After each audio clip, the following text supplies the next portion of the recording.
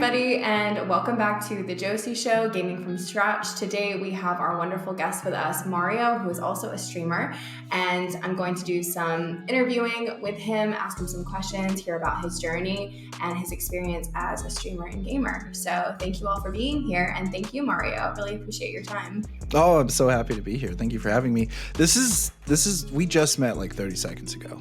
We did. Yes, and you were on the holiday.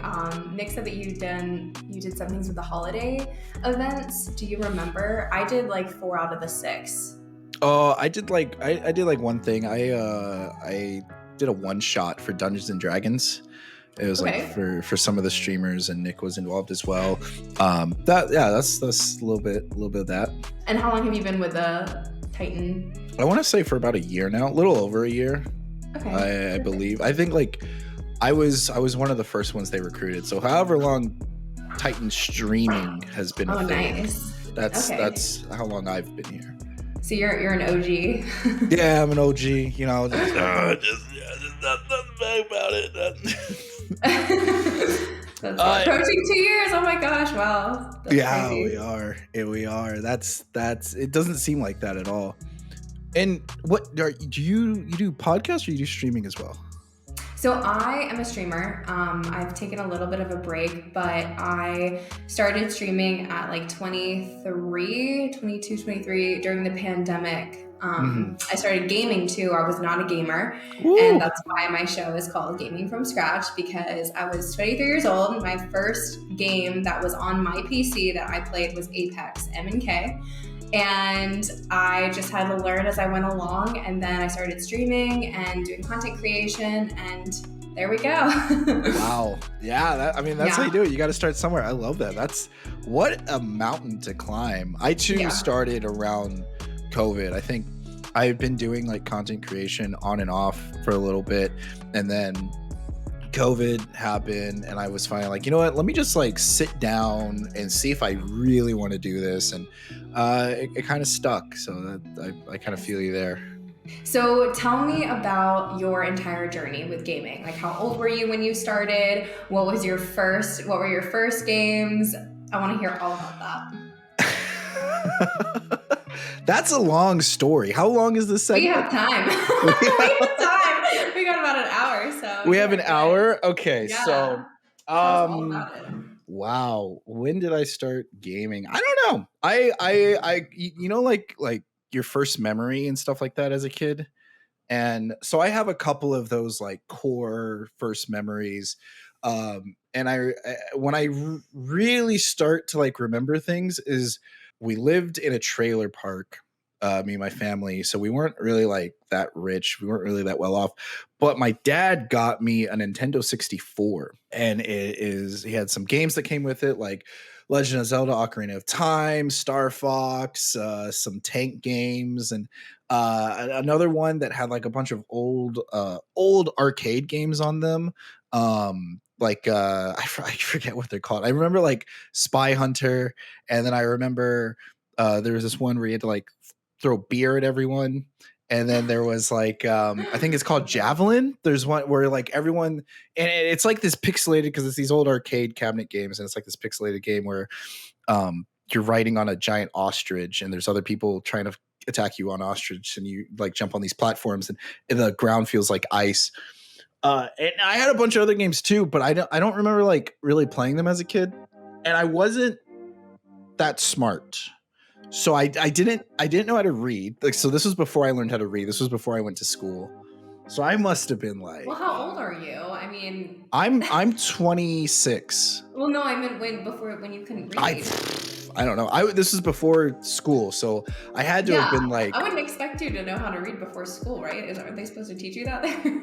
Yeah, right. I must have been like 4 or 3 years old.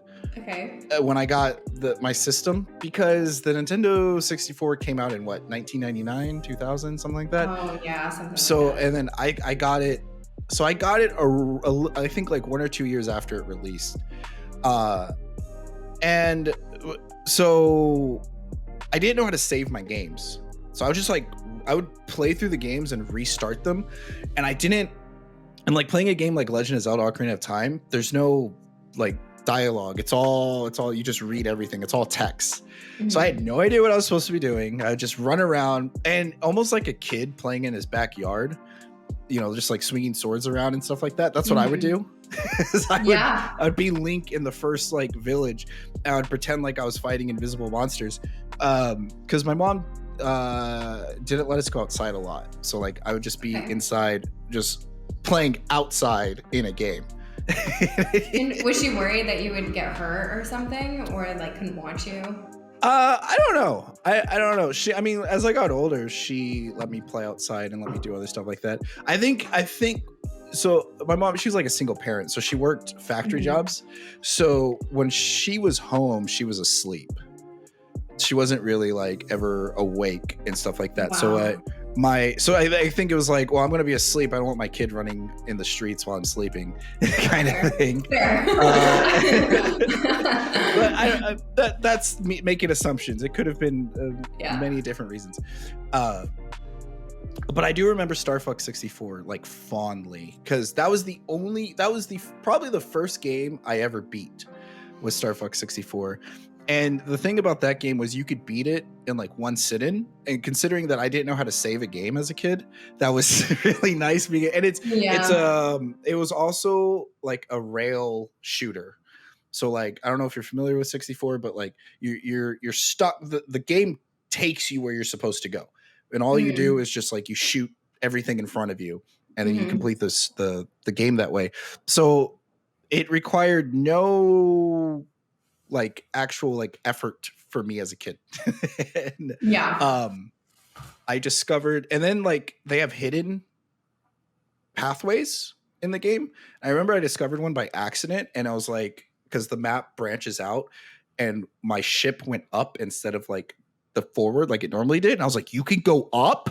This is a thing? I must have played the game like 20 times before I was like, but I'm sorry. I still have those moments as a 25-year-old in games. I'm like, wait, you could do this? My stream would always have such a blast. Like, and I encourage people. A lot of times there's something called like backseat gaming. For not everybody in here is a gamer. So sometimes people, when they come into your stream, they'll like tell you how to play the game, and it's called backseat gaming. And a lot of people have problems with it, especially girls, which I can totally understand, because they're like, no, let me do my thing, or maybe I want to struggle through it. But for me, I was like, don't do this for other people, like just because I'm okay with it. But I loved it because I would find things out. I was like, wait, you can do that? And they're like, Josie, yes. So I kind of like, I can relate to that. Whenever I stream, because I notice like I'll go to other people's streams and they'll have like no backseat gaming, don't do this, don't help me on puzzles. Yeah. Yes. And I don't even think I have rules on my stream, but I do. Mine is like, don't be a creep and like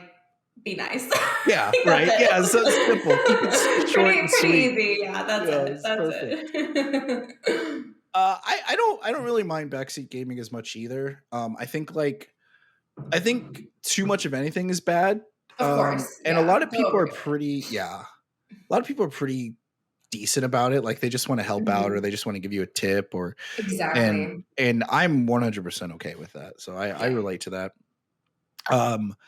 Should I continue my? Yes. Please. Oh my gosh. Yes. Keep going. And from there, I think like I would play games on and off, but I geared a lot towards, I would always come back to video games. When I got older, I think it wasn't until like really high school. So like elementary school and middle school, we got like an Xbox, and my parents were divorced. So I'd be like, hey dad, like there's an Xbox, like you should totally get an Xbox for me. And then like I'd go to my mom and I'd be like, Mom, you should totally get me a PlayStation. Mom, you should just like milking both sides.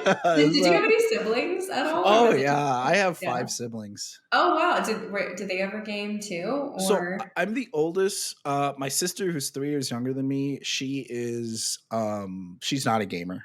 She like, if she would game, it would be, she really liked it, the Wii. She really liked like Nintendogs and like kind of stuff that was really geared and marketed towards girls. She enjoyed that stuff, but she never really played games with me. She watched me play games. It was funny. Like I think last month she texted me and she was like, I was wondering, because she's in college now, and she's like, I was wondering why gravitate towards this stuff so much because I used to watch you do it all the time. And I was like, oh yeah, that makes sense. Mm-hmm. But I didn't really. My little brother, who's like 6 years younger than me, he likes Nintendo games like Super Mario and stuff like that. And by the time he was old enough to start playing games, we had like separate systems. So I never really had to share with anyone. I lucked out in that department. Yeah, that's nice. That's good. But I played a lot of Super Smash Brothers on N64. I think the only reason my dad would ever get a Nintendo system would be to like get Super Smash Brothers.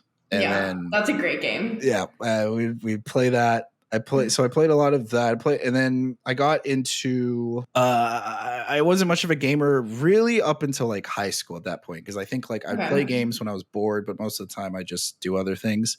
When I got into high school, that's when I really got into gaming. That's when I discovered online gaming. And I think my first online game was Halo Reach. And so I had played all the other Halos up before with my dad. Those were crazy. Those were like great times, just co-oping. And I don't remember how good I was. I remember the games, but I must have been really bad because they were like FPS games. And I remember my dad just being super patient with me. And but we had a good time, and we ended up playing all the games before. It took us forever to do the last mission in Halo Combat Evolved. Like we got stuck in that Warthog because the whole ship's blowing up and you're trying to escape on the Warthog, and I think like my dad would always drive and I would always shoot the gun. But that last mission, if you're the gunner, you have like nothing to do. So it was just me watching my dad fail like over 20 times. Oh, no. I think it's so cool though that you played with your dad. My boyfriend, his dad was a gamer, and so I think that inspired him to get into gaming. And it's really cute when you can have that experience, because I know that some people, their kids just play a lot of games, or there's some parents who also don't approve of it, or they think it's a waste of time, which I mean, of course, like too much of anything is bad, and of course, but at the same time, like no harm, no foul with certain things. Exactly. So I love that your dad was playing with you. My dad was never a gamer at all. But my friend had some brothers who played like Halo, and I remember watching it. And these are just such core memories, exactly like what you were talking about. Whenever I'd go over to her house, like her brothers were there, and they'd sit down and play Halo, and they asked if I wanted to play. I think I maybe played like one round, and I was young, really young. And I was like, this is so hard. So I just enjoyed watching, but those were such like cool memories. So. Oh yeah, they're great. I still remember. It's crazy too, because like I had a lot of experiences as a kid, right? Like I traveled a lot. My dad worked for the airport, and so we would go and travel to we traveled to Mexico. We went to a lot of different states, went to New York, went to Disney World. But I most of my memories come like from video games. Yeah. I believe it. Totally. Passion and just I very much considered myself a gamer early on. And like growing up at my age, like no one was really getting bullied for being a nerd. I think like our generation, I'm assuming your age, but our generation was kind of like 26. Transitioning. Oh, we're the same age. Perfect. Yeah. Like nerd culture was becoming more trendy as we were growing up. Right. Like we were making the trend. And so I do remember in high school that like gaming, I at one point my identity became like I was the dude that played video games. Not like I didn't lean into it too much, but I did like silly things. Like I had like a gamer dance and stuff like that I was really, really weird about. But yeah, because I was playing online games, I thought I was good at games because I played a lot on home. I was like, ooh, let me dip into hard a little bit. Let me put my toes into hard mode. And I felt so like proud of myself. And then I discovered the internet, and we didn't really have internet. Again, my mom didn't have a lot of money growing up with my mom. I only went to see my dad like over the weekends and stuff like that. So like my mom basically, I would just play RPG games there. So I would play like Red Dead Redemption, Final Fantasy. Oh, I played so much Final Fantasy and stuff like that. Just classic RPG games. But when I go to my dad's, it would be online games. It would be Halo Reach was the first one, and then Gears of War 2. And Gears of War is not a noob friendly game. Gears of War online is like very much like Yeah. you got to know what you're doing. There's no mercy there, because at least in Halo, I could get like a kill or two, but then in Yes. Gears of War, I think I went like a month before I was actually starting to like kill people and start I to love how figure you that say out. noob friendly, because there are like noob friendly and not noob friendly. Oh yeah, no, But you have to start somewhere with those, even like the non noob friendly. it is. So. Yep. And I made some friends. It was so funny. We were this might project how the rest of my high school went. Freshman year, met my buddy Sal, who we're still good buds now, and we were supposed to work together on a geography project. We were like, and I didn't really have any friends at first when going to high school, because you go from middle school to high school and it's like so big, and then you're like put in with a bunch of strangers, and they're like, all right, go work on this project together. So I go over to his place. He's like, hey, you want to meet up at my place? And we were like, all right, do you know what you want to do? And I was like, yeah, I feel like we should just like draw the circle of the world and then like put some dots on it. He's like, yeah, that's like good. Like we got like what, 2 weeks to work on this? He's like, yeah. He's like, you want to play some games? I was like, sure. And so we spent the whole 2 weeks full playing procrastination. games. Yeah, full procrastination. completely. And he introduced me to Gears of War, and I introduced him to Halo Reach. I think they were already playing that, and we jumped in that, and that's when I realized how bad I was at video games. And I Oh no. I think with your friend. Well, just in general, like Okay. always being at the bottom of the leaderboard, never understanding what's happening, and Yeah. I think because I was playing with friends, I didn't care. I had such a good time, but we were very competitive with each other. Yes. So it's like, all right, let's do that. And so that you end up getting good. And we ended up getting really good at like Halo and Gears. Like I'm talking like just last year, 2022. Yeah, 2022. Me and Sal were like in the top 10% in Halo. Wow. And we make fun of it. We like to say, man, we're nowhere near as good as we used to be. And we wanted to join esports, and we wanted to do all that stuff. But we were like 15 years old, and we were 16. And it's like, oh, we have to be 18 when we're 18. Oh my gosh. You're like, we're gonna make it. We're gonna make it. Oh, dude, we kicked. It was insane how good we were. I remember the first time I watched an esports match. Yes. So like what opened me up to esports was kind of in a weird way StarCraft. So like I would, over the holidays, I would go visit my uncle and my grandparents who live South Texas.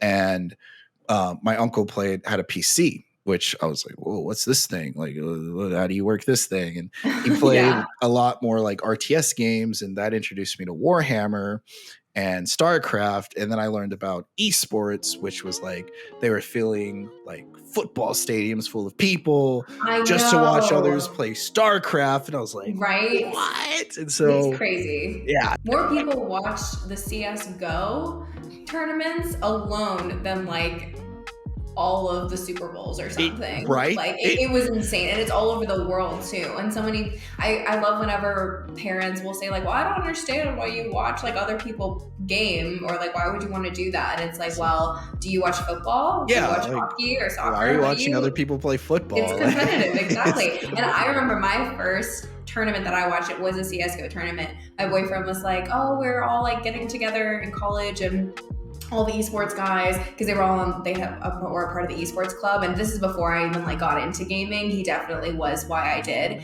I remember it was like the CSGO tournament it was a couple years ago, and it was one of the best tournaments. Even to this day, he was like, that was one of the best tournaments out of all the games that I've seen, and you got to experience that. And I didn't even know how to play CSGO. I had no idea, and I was so in it. And like I try to watch football. My dad was a big football person growing up. Like I used to go to the games with him, and I was just excited about like the food. Just go and like eat like hot dogs or like cotton candy or whatever. And I was just like happy to be there, but I never understood it. And like I remember everybody yelling around me, and I was like, okay, yay! Like I guess now we yell. And I do like soccer. I'll watch soccer, but not like football or anything. Right. And watching this, having no idea how to play, and like just understanding, like seeing the people behind the walls and everything, and the announcers, and it was so intense. And I was like, that was awesome. You Like get it into was it. so cool. You get Yeah, into everyone it. was It so is. into it. I can't remember which tournament it was. You probably know it if you did watch No, it. no. I don't keep up with esports as much, nearly as much. Yeah, But it is. Oh yeah. It's one of the. but It it's was a good crazy how game much for it picked folks. up, which is kind of sad because I think it's dying. Like esports as a I company is not. agree. Yeah, It's not doing good. so I have a theory, and I think I've been talking to a few people about this, and it's because esports is so like either the games will have problems. So like with Apex, I think that they're working towards changing it, which is good. But sometimes it gets a little bit stale, like with the noise complaints and with when you get to that high level, and then the rules and everything are the different characters and legends. So if that doesn't get fixed, or there's like unfair advantages or things like that, then that can get frustrating. And then also funding, like sponsorships, especially now that we're basically in a recession, if not there. That's tough. People don't want to be investing as much with the sponsorships, you know? So I'm not sure if that's actually true, but I totally agree with you. I do feel like it's kind of gone downhill Yeah, a bit. yeah. I know. I don't know the details or the ins and out of it, but yeah, definitely kind of what you were saying, that they're losing money and they're laying off Mhm. people, and there's just not a lot of. Yeah. Every time people a company has invested in it, it just goes down. So Right. it's. I think there's a workaround to it, but Mhm. maybe we'll see. We'll see Yeah. about that. And watching my first esports match, I think it was like a Call of Duty. It was, I remember it was I think it was Nate Shot. It was someone. It was Optic or something. I was like, we could do that. Like we do that all the time. Like what do you think? We Right? could do Like these guys are getting paid how much? for real. And That's funny. we got into it, and my buddy was playing it, and we would do like online matches, or there was like a website you could go to. I forgot what the website was called. There's a website you could go to, and you can get to the point where you did like money matches and stuff like that, and play against people and do like skirmishes. And we were doing pretty good, but it requires a lot of like practice. Like you essentially have to live and breathe that one video game. Yes. Yep. And growing up and being like, spending the summers at my grandparents and playing fighting games with my uncle and RTS games with my uncle, and going to my mom's and playing RPG games, and going to my dad's and playing like shooters, I became like this like very big variety kind of gamer. Like I just loved video games. I love the art that came from it. I love the stories and the competitiveness. I love that there was a little bit of something for everyone. Yes. I could not sit and play one video game for as long as it Yeah. needed me to. So I gave up my dreams of becoming a professional gamer. At 16, at 15, 16. I think I was like 17. I was Okay. Oh, because you I were was so close yeah, I to was the so close 18. to being Yeah. 18.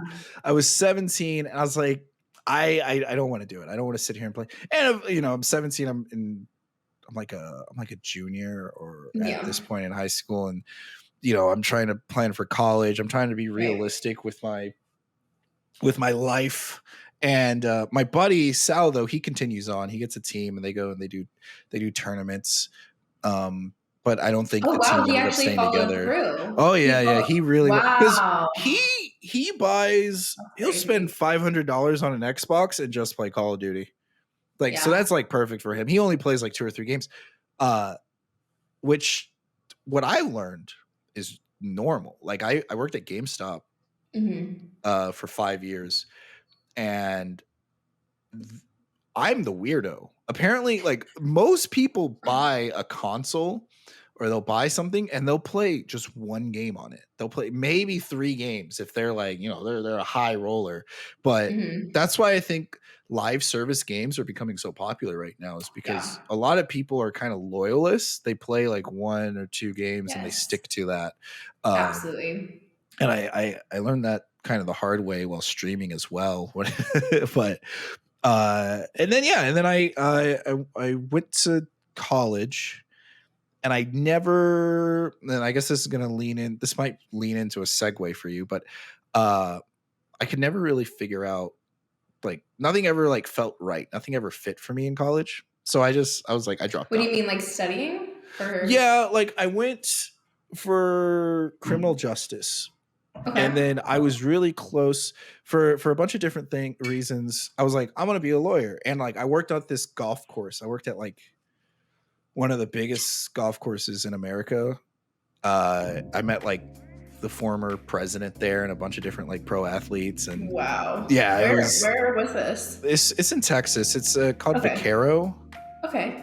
I think it's like the 25th largest. It's top 25, something like that. They may have gone up or down since I've worked there, but I remember working there and being around a bunch of rich people, and then like, which has its perks but has its downsides as well. Like everything at the Crunchy Club is basically free for them because it's a $200,000 down payment and then $7,000 a month. So like if I go get them like that doesn't sound free though. You know what I mean? Yeah, they paid for everything there. Yeah. But like if I go get them a Coke, they'll give me like a $50 tip for a can of Coke. I'm like, sure, like you've already paid for the Coke, I guess. Like, right. Oh, that's nice. Yeah, it's a great way to make some money. It was good. I was young and dumb though, so I just left that place. But I remember were the downsides though. You know, let's just, long story short, the stereotypes you hear about rich people, some of them fit. Some of them, there was a lot of trophy wives and just a lot of entitled people, and I see. Yeah, it could be a lot to take in. But so was this while you were in college that you were working this there? Was or while I was in college. Okay, I was in college, and this was a lot of other college kids worked there as well, and it was a good way to like network and get connections. Yes. And so like I met this dude who was a lawyer who was helping me figure out how to get through, you know, school and stuff like that. And he was telling me about his job, and then and I was asking about other like lawyer positions, and I was like, wow, that sounds really boring. That sounds like it sucks. Most of it's paperwork. Yeah. Honestly. Most of it's like paperwork, and So then I was like, I'm just gonna be a cop. I'll just be a police officer, like, you know. Okay. And I had my foot in the door to be like a police officer. I was basically done. I had like a precinct that I was going to basically work at the jail cells for until I got my stuff ready. Then I would go to like the academy, yada, yada. And then I went on like a couple ride-alongs. I was like, man, this job sucks too. I was like, oh my gosh. Well, hey, I mean, at least you learned quickly. Oh, right? Yeah. I didn't invest That's too much. really good. So then I was just stuck in this loop where I just didn't know what I wanted to do. So I just dropped out. I dropped out of school, and COVID hit, and I started streaming. That's when I found like a huge passion for content creating. And like I said, I think I said it before, I was on and off when it came to content creating. Like I have this old YouTube channel. It's not that old, but it's called Out of Box. And I was doing that around the time I was in college. And it was like kind of the same stuff that I'm doing now, where I'm like, you know, I'm doing reviews and I talk about things, I react to things, and I just enjoyed it. But I ended up, it was hard working on that YouTube channel and going to school and working on a full-time job because I was living on my own, and it was too much. I burnt myself out. So I dropped it. And then when I jumped out of school, I was like, let's get back in there. Let's try to figure it out. Yeah. So what, are you a full-time streamer right now? No. Okay. Part-time. So what do you do? Stream-wise? For both. For both. So I work in retail. I quit GameStop, went to the country club, quit the country club, went to a bookstore, Half Price Books. So they're like a brick and mortar kind of place, and I get paid more actually at the bookstore than I did at the country club, because the tips, as cool as it was to get them every once in a while, they didn't happen often. Gotcha. And I felt like there was no one I wanted to network off of anymore over there. So I just left. It was your time. Yeah, it was my time. It was just job hopping. So I work at this retail place. Funny enough, they helped me discover. So like right before COVID happened and things got shut down, I was being a dungeon master for my coworkers. And I had been a dungeon master like throughout high school for my friends. But this time it was like the first time like it was like super consistent and it lasted longer than 3 months. Mm-hmm. And I think I ran a campaign for them for over a year, and I really, really enjoyed like entertaining them. I enjoyed giving them a story, giving them a game to play. I enjoyed it a lot. Like it gave me somewhat of purpose. Like I there was something there that I couldn't quite grab onto, and that which then led to like streaming, and which now I find so passionate and stuff like that. But yeah, I work full time at Half Price Books. My schedule, this is kind of what my schedule looks like. I will, this is an average day. We'll do an average day. So like I wake up, I do my morning routine, and then I go straight to streaming. Now stream in the morning from like 8 in the morning till 11. Then from 11, Central, yeah. Yes, Texas. And then from 11, I either make my lunch or I basically just get ready for work. And then I go to work. I work my 8 hours, and then I come home. I spend about an hour to 2 hours with my wife. So usually it's just an hour. And then edit. Your day is already crazy. I'm like, is there enough there's like not enough hours. Wow. Yeah. And then I edit, and then I'll edit as much as I can, and then I'll go to sleep. And then I'll wake up and like rinse and repeat. And I did that. I've been doing that. Essentially, I work out, like, so I'll work out before going to sleep sometimes. Does it keep you up? I feel like by the end of it, gosh, I'd just be so tired. Oh, I'm exhausted. There's been times where like I've downed like a Red Bull or I'm drinking coffee, and I down it at like 9 p.m. But by 12 a.m. I'm passed out. Oh my gosh. That's how like exhausted I am. What time do I wake up? Yes. I try to wake up at like 7:30. I try to give myself 7 to 8 hours of sleep, but in reality, I tend to get like 5 to 6 hours of sleep. Yeah, I believe it. Sometimes less, depending on like how I am. Because when I first started out in streaming, I didn't have like a YouTube channel or like a TikTok or social medias. I just streamed, and I met some really cool and nice people that like really supported me and really liked my personality and stuff like that.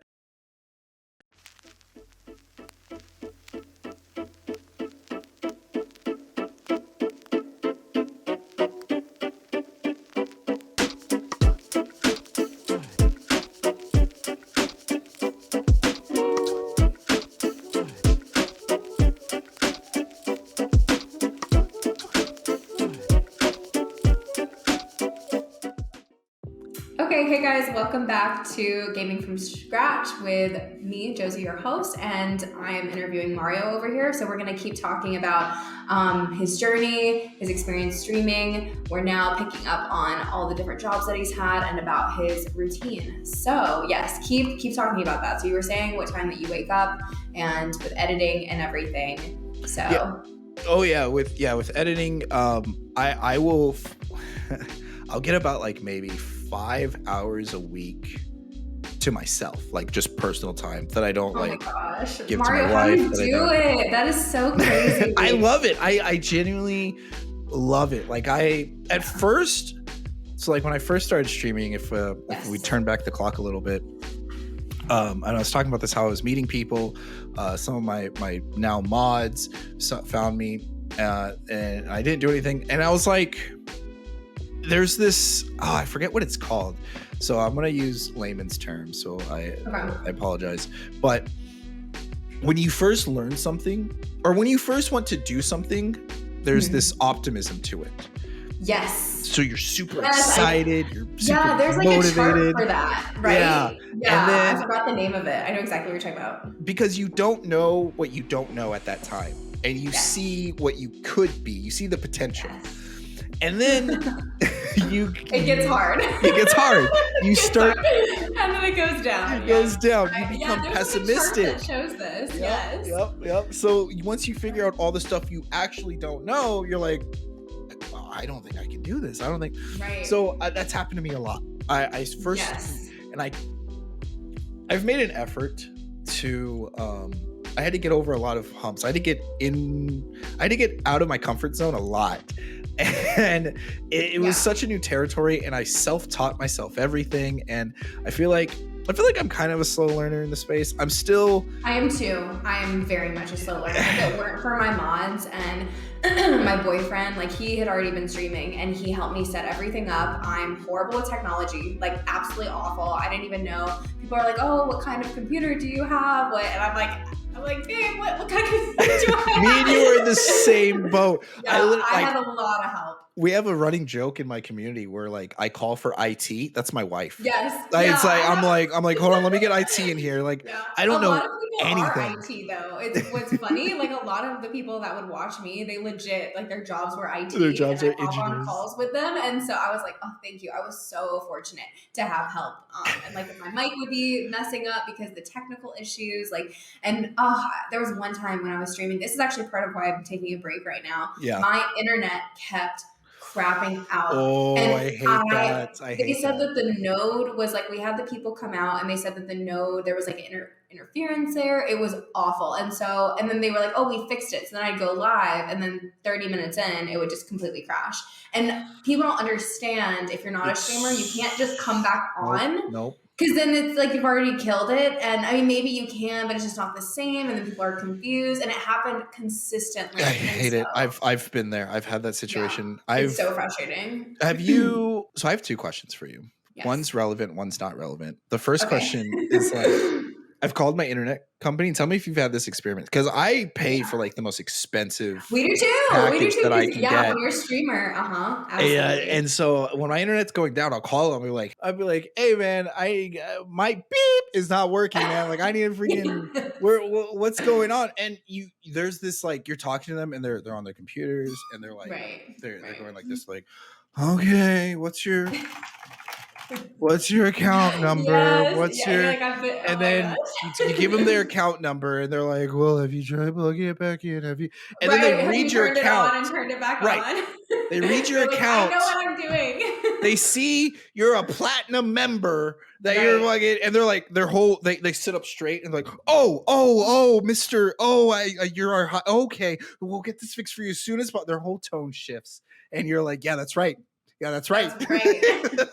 Honestly, no, that hasn't happened with me, but they're pretty good. We have Cox over in Arizona, and so they've been good for the most part. And it's not necessarily like every time that they've come out, what needed to be fixed, it wasn't. And I would always be like, this is my livelihood. Like I stream and I make money off of this. I would make it very serious. I'm like, you guys need to come out as soon as possible to get them. And that would usually work for the most part. And it was totally true. Like I genuinely was missing like consistency. I couldn't be streaming regularly. I was making an income for the most part, so it was bad. And so they were like, okay. And it was kind of funny when they did know that I was a streamer, their tone did change though, because they were like, okay, like, to turn it on or turn it back on, like that. And also my boyfriend, like, he knows all the stuff about technology, so he would teach me some things about like, okay, well, the router's here and like this is what you do, like blah blah blah, like we've already done this here, like here's you're on Ethernet, not Wi-Fi, like things like that. And so the fact that I even knew what Ethernet was, they were like, okay, you're a streamer. So then their tone would shift a little bit, especially when I had to call multiple times. I'm like, we've already gone through this, I know what this is. And they were like, oh, okay. And they wouldn't make me go through the motions. So. That's so great. I've been there. And then my second question is kind of like, when you first started streaming, and I felt this, I had a very negative view about the internet before I started streaming. I literally, like, I didn't have a Facebook growing up. I didn't have a Twitter. I have a Twitter now for like, because I'm a streamer and I kind of dig it, but I didn't get on Reddit. Because I thought everyone on the internet was just toxic and they were trolls and that they had nothing better to do. And like, I don't need to be on social media. But when I started streaming and on Twitch, there's so many nice people. There's so many. And I started noticing this on like Twitter, even though Twitter is, the most toxic social media place you could be on.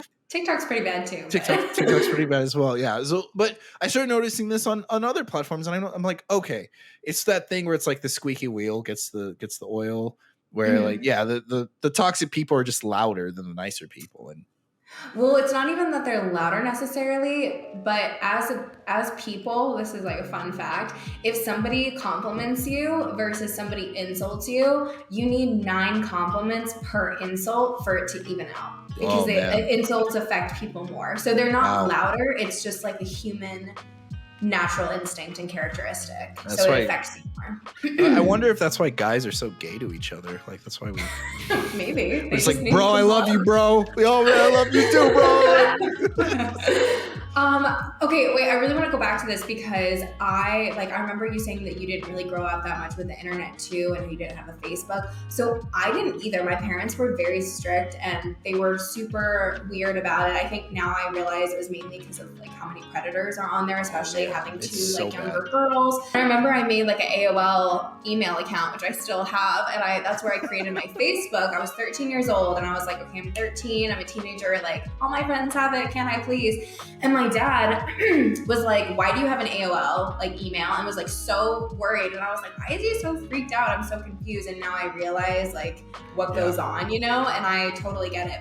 And we weren't like allowed to watch YouTube. Like I remember in 5th grade, I went over to a family friend's house and the parents were over, and then like the kids would play and they would watch YouTube. And I was like, I'm not allowed to watch YouTube. And so I got to see some of the old and YouTube was popping then. That like everybody was. I'm trying to think of some of the ones. Like Freddie was there. Do you remember like Freddie? Like all of those like OG ones that years ago. And then I just never really grew up. Like I was a big TV person, a big movie person, and even still we were limited to how much we could watch. And so I wasn't big on the internet. And even to this day, when I stream, people will make so many references or like memes and stuff, and it just goes straight over my head because I didn't grow up with it.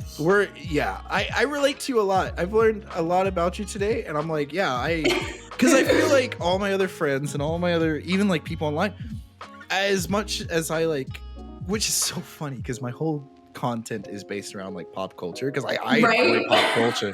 But I also think it's funny you became the very thing your parents sought to destroy.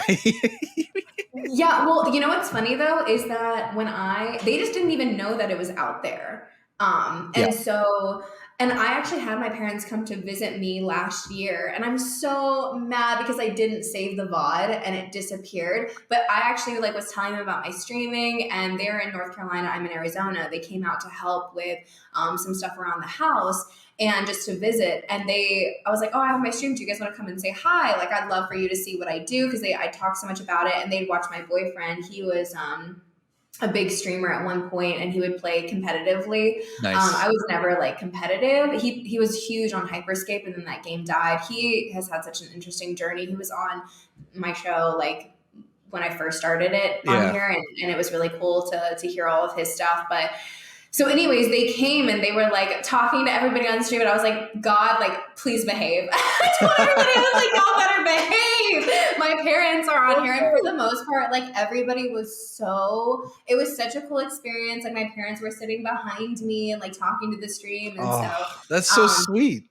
Yeah, it did take them some time. And my mom, oh my God, she's from the South, and she was talking to my dad because I told her about it first. I was like, yeah, Mom, like, she's like, how are things going? Like, what are you up to? And I was like, yeah, I got into streaming. And she was like, Lewis, which is my dad. She's like, Lewis, did you know Josie's streaming to random guys on the internet? I was like, Mom.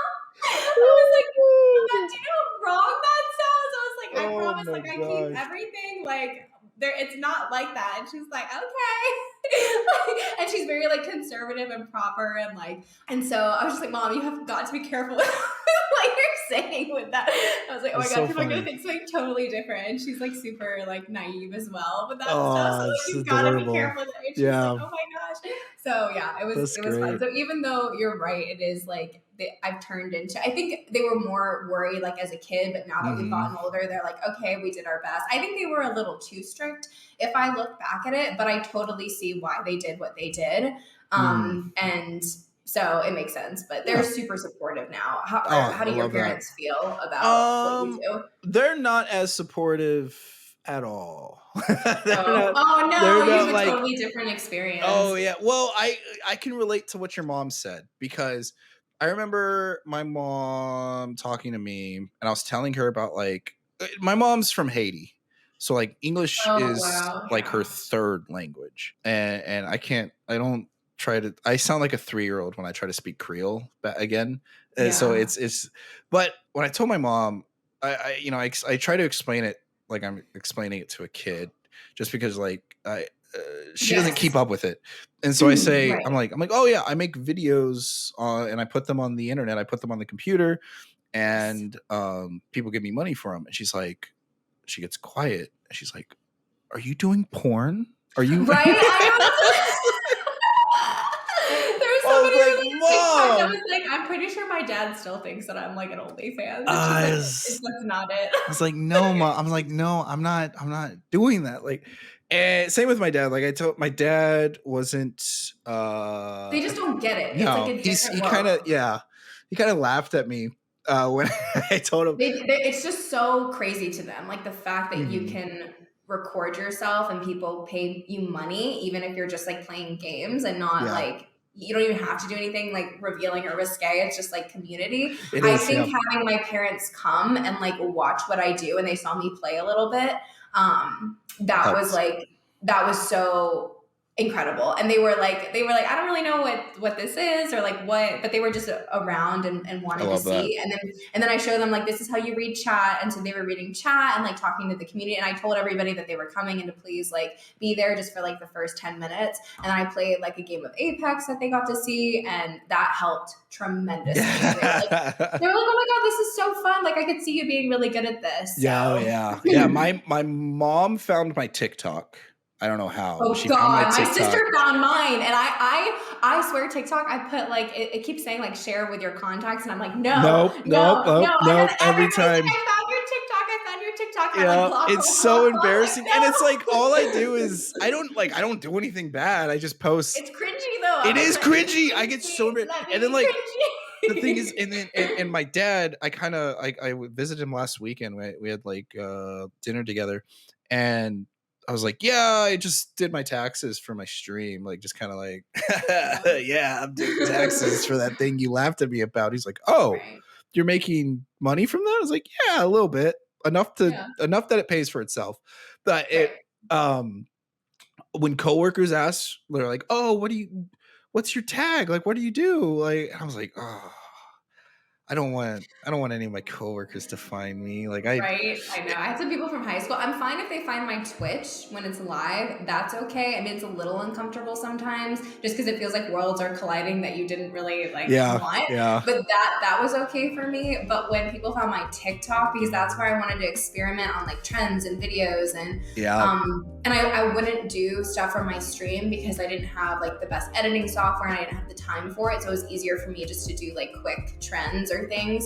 So I wanted to try different things because with TikTok, sometimes you'll spend a lot of time on a video and then the one that you don't spend a lot of time on goes viral. exactly. Also, it could get on the wrong side of TikTok as well, which happens. And I don't want people seeing that. And Yep. like, it's just like I want to have the creative freedom and expression without having to think, oh, what if somebody sees me, like, or whatever. And so I told them, like, if I block you, please don't be offended. It's just because I don't want to even like, I want to be cringy and not even have to think about it. And I'm sure you guys like wouldn't judge, but it's just still like It's still there. You just Yeah, don't it's want to still, have that. you know, and I get that because my in-laws, my like uncle-in-law and my aunt-in-law, they're very, very conservative, very Christians, very like, you know, our kid only listens to Christian music and this and that. And they're really cool people. Like I love hanging out with them and stuff like that.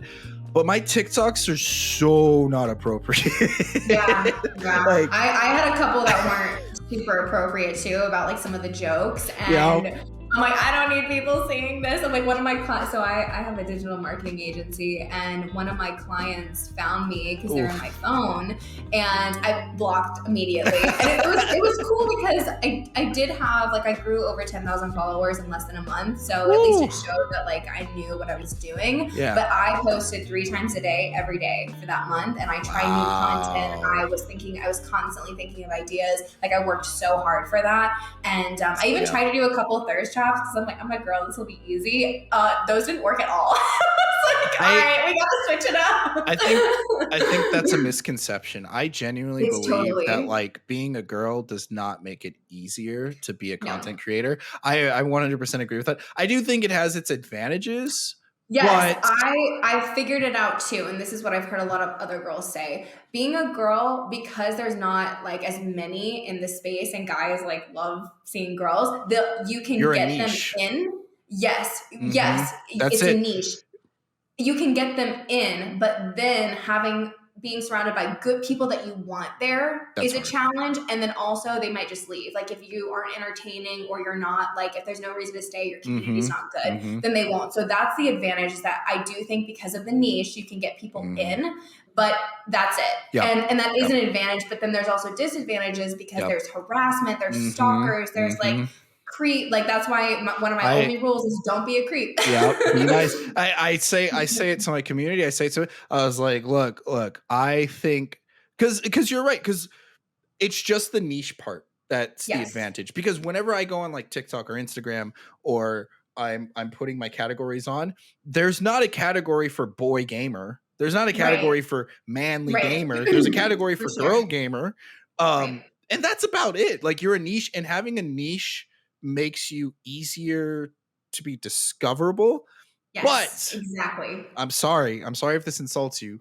I would much rather be a guy than be a girl on the internet. Like on the internet. Yeah. I also had a stalker, and that's another reason why I had to take a break. I'm so sorry. It was getting very scary, and I remember like I called the police and I just told them what was happening, and I was like, I might be overreacting, but I feel like I should let you know. And they paused and they were like, that is not an overreaction. That's you good. need to take this That's very good. seriously. And I was like so surprised because I was so I was over validated, because I thought, I was like, it might be nothing, but like here's what's happened. It's creeped me out. And they're like, no, that's not nothing. You should take it very seriously. Has that been taken care of? You don't have to give details. Yes. Okay, yes. That's good. It was a very short, quick one, and I nipped it in the bud. And then also as a girl, like, and this is something scary. I have to, luckily I live with my boyfriend, that was fine. And like, I think it was going to be okay. But is Arizona like Texas? Can you just shoot them? Pretty much, yeah. Oh yeah, hey, I'm all for that, you know. Right? Yeah, exactly.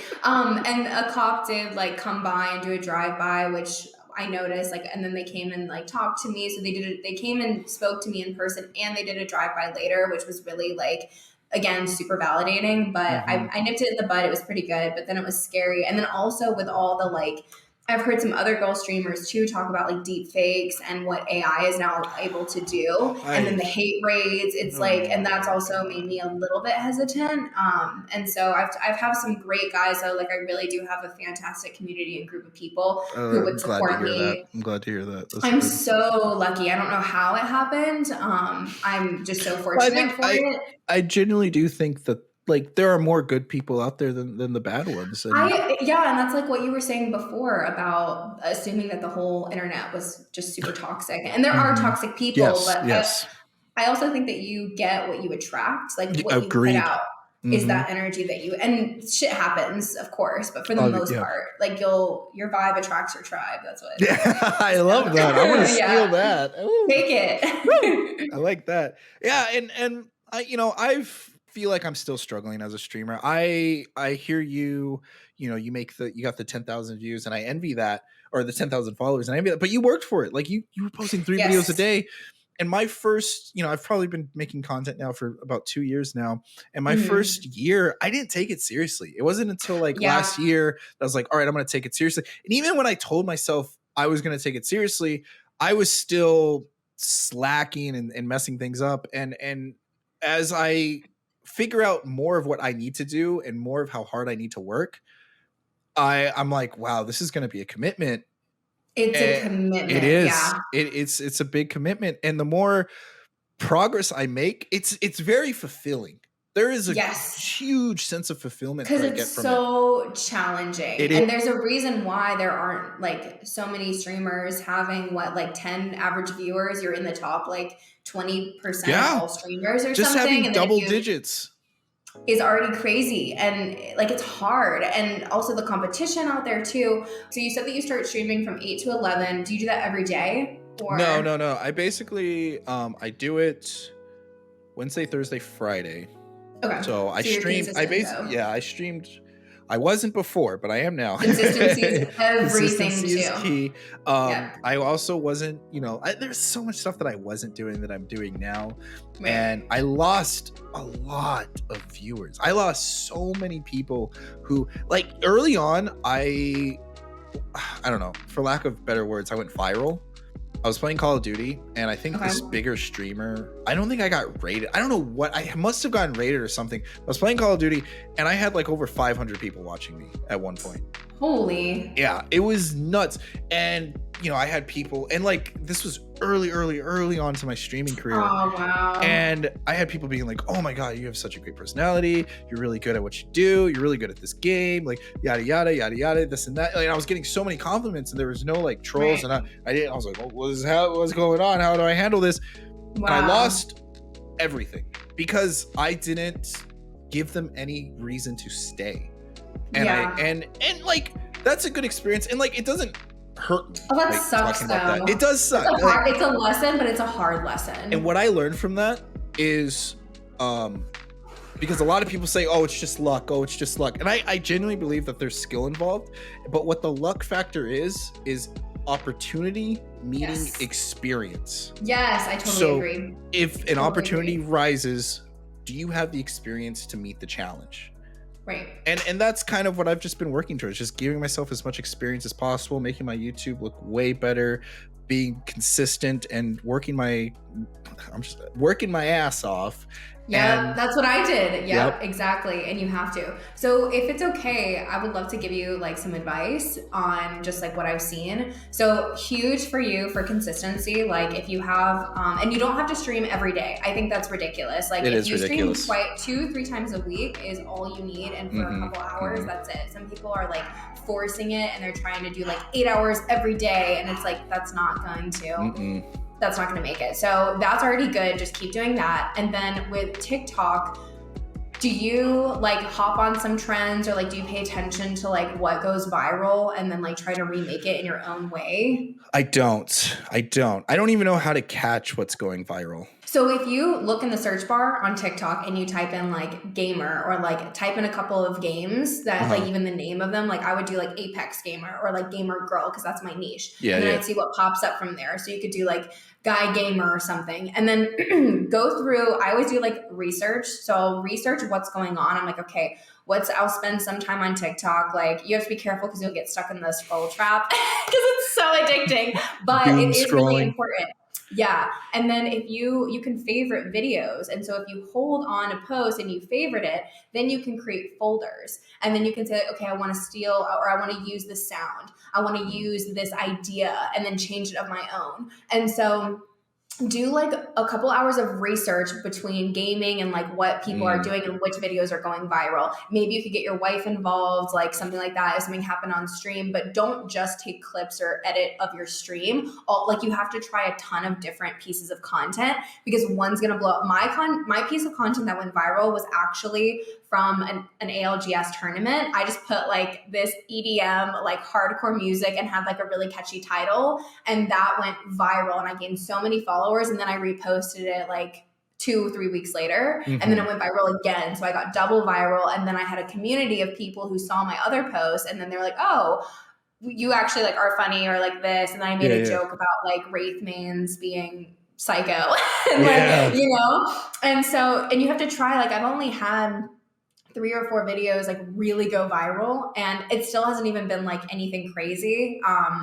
But because of how consistent I was, then that's how I was building my community. And also, so spend some time, do it in batches, like batch out research and say, okay, these are some of the things that I'm going to do. Then batch out filming and say, okay, I'm going to create 7 to 21 videos within like a day. So if you spend like 5 hours one day and you record like videos, and you can change shirts, you can change locations, but then it's all done. And then you upload the ones that are already saved in your draft throughout the week. So then I've done a couple hours of research, a couple hours of recording, and only give yourself like 3 or 4 whatever set hours. You could probably do more to start, and then as you get used to it, and do like some talking TikToks, do some just text TikToks, like don't say anything, do some like trends, tell your story, like do as much unique content as you can that has to do with gaming and you. Okay. And then as something's going to go viral. And usually it takes like sometimes up to 400. Like there's this girl named Caliente who I follow, and she gives a lot of advice for streaming and how she grew, and she's partnered and like crushing it. And she said that it took her up to 400 videos before she saw. But TikTok's so, like, if you go viral on TikTok, then it's so easy to get people. Like my stream I had thousands of people come into my stream because of it. And then you can also go live on TikTok, and then like as you're streaming, and people will come on over. I love that. That's what and then you can also upload the TikToks. Once you see a few of them that do well, you can download them, get rid of the watermark from a free, like just Google how to get rid of a watermark, and then upload that as a reel. If you have a gaming Instagram, upload it as a reel, and then upload it as a YouTube short. So then you're working smarter, not harder, and you already have 3 pieces of content everywhere. That's what I would recommend to you and honestly to everevery if you're having a hard time growing your channel. And I'm a digital marketer, and I do this for a living with clients. Heck so. Yeah, I might. That was a speed run. I took some mental notes that I'm going to write down right now. But oh my gosh, I'd love to DM you for some of that advice back again. Yeah, of course. I'm always around to help and anything I can do, because it's tough out there, and people will tell you to do all different things, and it's hard, but honestly, you just have to try like a bunch of 100%. Things and find your groove, and then you're good. And then you can, I believe it. I believe it. Yeah. Well, we are just about out of time, if not out of time, but Mario, thank you so much for being here. This was such a blast. It was so nice chatting with you and getting to meet you. Do you have any like closing advice or statement for people that are watching? Oh man. I'll try to so this is something that I used to hate that people would say all the time, like actors and stuff like that. If you really want to get into streaming, it's hard to explain, but you really gotta like love it. There's really gotta be a passion for it, because there's a lot of work into it. There's not really shortcuts. And even right now, I'm being given advice, and the advice is to work really hard. The shortcut is to put work into it. There's tips and tricks, but at the end of the day, the work comes down to it. And if you don't know if it's for you or not, don't wait. There should never be a small excuse to not do this. If you have a cell phone, stream. Just try. If you have a PlayStation, stream. You don't need a camera. You don't need a fancy microphone. You don't even need to talk. Just start, and then you'll slowly pick up all the other things. And see if you like it or not. And if you have see if you like it. If you have an idea, don't hesitate. Try it. Do everything at your disposal to try and do that idea. Even if it's supposed to be a $50,000 movie, figure out how to do it with $5. I promise you'll be happy and fulfilled. And at least you got to try it, and then you'll never have regrets. Exactly. You'll never think what could have been. Yes. Yep. I think that is fantastic advice. Thank you so much. All right. Well, everybody, also please be sure to follow Mario on Twitch, on all of his socials. We'll drop the links for him. And thank you guys so much for being here and participating. And that's another one of the Josie Show. So we'll see you guys next time. Had a good time. Thank you.